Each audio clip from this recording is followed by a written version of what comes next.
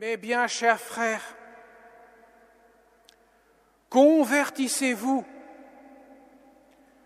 car le royaume des cieux est tout proche, nous dit Jésus, nous dit Jean le Baptiste dans l'évangile de ce jour, où il met l'accent sur la conversion, sur le retournement du cœur vers Dieu.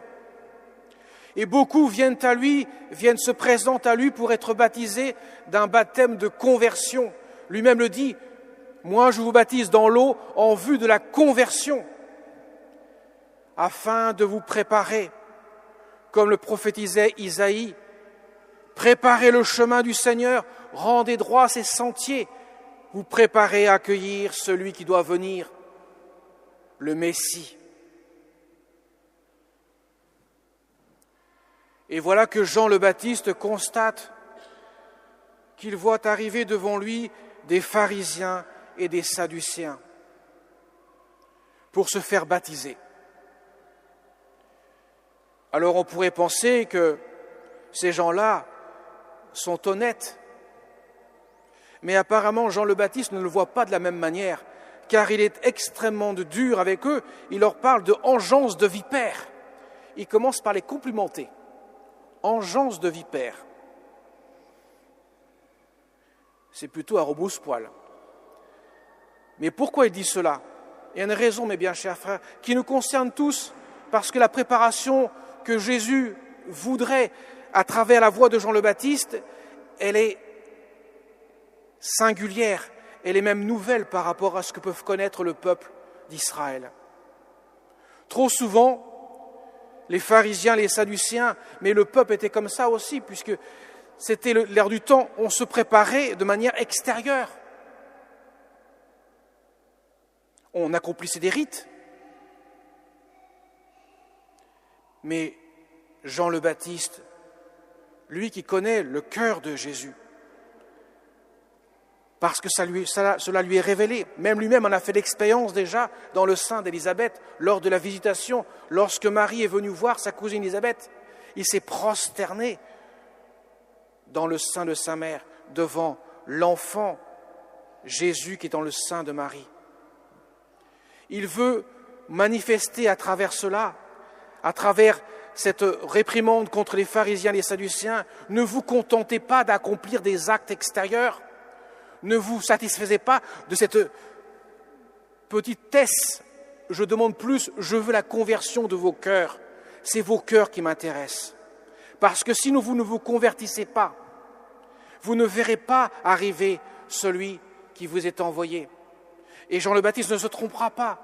Beaucoup de pharisiens et de sadducéens, à l'exception de quelques-uns seulement, de quelques unités connues, notamment Nicodème et Joseph d'Arimathie, mais les autres, on ne les connaît pas, qui ont suivi vraiment le Christ. Et encore, ils suivaient d'un pas, de peur de la répression des autres.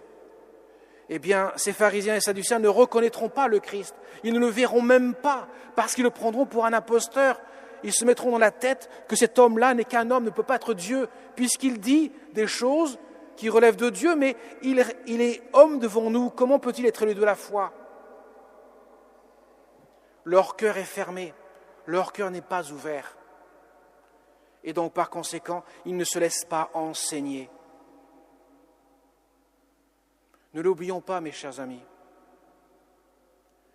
Le démon, quand il est venu tenter Adam et Ève, il a commencé par changer le sens de l'enseignement, l'intelligence. Il l'a perverti. Non pas en proclamant la vérité, mais le mensonge. Il commence par dire « ce qu'on vous a dit est faux. Moi, je vous dis la vérité. Vous êtes comme des dieux si vous m'écoutez. » Et les pharisiens et les sadducéens, ils ne commencent pas par convertir leur intelligence. C'est ce qu'ils ne feront pas pour la plupart d'entre eux. Ils ne verront pas, ils ne reconnaîtront pas celui qui vient à eux.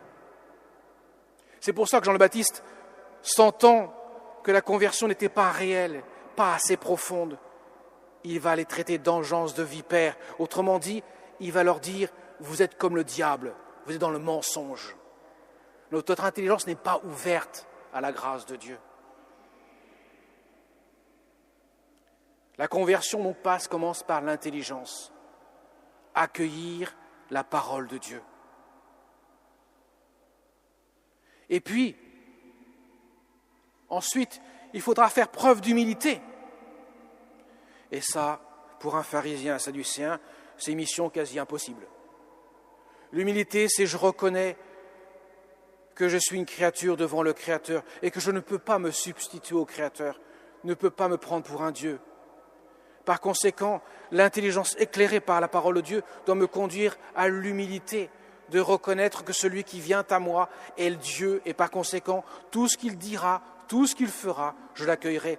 C'est ce qu'a fait la Vierge Marie, même lorsqu'elle ne comprend pas ce qui se passe devant ses yeux. Même lorsque Jésus sera 12 ans, et ça on a vraiment le texte, il nous le dit, le texte de Saint Luc nous le dit clairement, Marie ne comprend pas ce qui se passe, mais cependant, elle retient tout dans son cœur. Elle sait que son Fils est Dieu et que par conséquent, il ne peut pas se tromper, il ne peut pas me tromper. Même si je ne comprends pas, je fais preuve d'humilité, j'accueille ce qu'il me donne. Et ça, les pharisiens, les sadduciens n'iront pas jusqu'à là.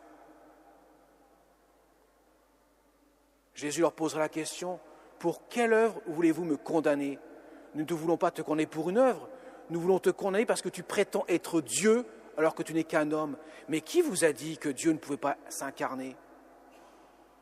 Mais Jésus n'ira pas jusque-là pour leur dire « ça ne sert à rien ». Vous voyez, mes chers amis, la conversion, il y a plusieurs niveaux. Conversion de l'intelligence. J'accueille celui qui me parle. C'est le sens de l'obéissance. Obéir veut dire écouter celui qui me parle. Ob audire. Traduction du latin, ob, c'est ce qui vient, audire, j'écoute. Ce qui vient à moi, je l'écoute, parce que je veux reconnaître en lui qu'il est Dieu, qu'il me parle. Parle, ton serviteur écoute. Afin que mon cœur, dans l'humilité, puisse ainsi recevoir l'amour de Dieu. Parce que le Seigneur Jésus veut venir dans la crèche de Bethléem, mais pas seulement. Il veut venir dans nos cœurs. Il veut que nos cœurs soient comme une crèche qui accueille l'enfant roi. Et il ne viendra pas en faisant sonner de la trompette devant lui. Il ne viendra pas en faisant des choses extraordinaires, mettant plein la vue, plein les yeux. Non, il choisira l'humilité du bébé de la crèche. Que viendront adorer les bergers, ceux qui sont considérés comme petits dans ce monde, le petit peuple, méprisé par les pharisiens et les sadducéens. Mais aussi les mages, ceux qui viendront de pays lointains, qui ne sont même pas juifs, qui ne sont même pas du peuple élu, qui viendront se prosterner, adorer l'enfant de la crèche, car ils reconnaîtront en lui Dieu. Et l'encens ne trompe pas. Offrant de l'encens, c'est la divinité. Vous voyez, mes chers amis, ce texte, ce que nous venons d'entendre, les paroles de Jean le Baptiste, sont des paroles réconfortantes et nous conduisent à la confiance, à l'espérance, à une vraie conversion du cœur, pour que le soir de Noël, nous soyons dans la joie d'accueillir l'enfant de la crèche dans notre cœur. Il veut habiter, il veut demeurer en nous. Demeurez en moi comme moi, je veux demeurer en vous, nous dit Jésus en Saint Jean. C'est le sens profond de ce que nous vivons dans le temps de l'Avent, une vraie conversion du cœur. Et celle qui s'est bien sûr préparée de manière incomparable, c'est la Vierge Marie, non seulement pendant les 9 mois où elle a porté son Fils, mais aussi toute sa vie, depuis sa tendre enfance, depuis l'âge de raison. Elle s'est consacrée totalement à Dieu, faisant de sa volonté la recherche même de celle de Dieu. En aucun moment, sa volonté a divergé avec celle de Dieu. Elle avait tout saisi, une vraie conversion du cœur. Alors demandons-lui, nous allons la fêter demain, dans le mystère de l'Immaculée Conception, la grâce qu'elle a reçue par anticipation des mérites de la Passion du Christ, afin que son cœur, plein de grâce, et qui sera toujours plein de grâce. À aucun moment elle divergera, aucun moment elle s'égarera dans le péché, parce qu'elle ne s'égarera jamais de la volonté divine. Demandons-lui de nous aider à nous porter notre Mère du ciel, nous porter dans son cœur immaculé, comme elle l'avait dit très justement, et avec joie que nous accueillons cela à la petite Lucie de Fatima, qui résume parfaitement tout le rôle que Jésus lui a confié sur terre. Mon cœur immaculé sera ton refuge et ton soutien qui te conduiront jusqu'à Dieu. Amen.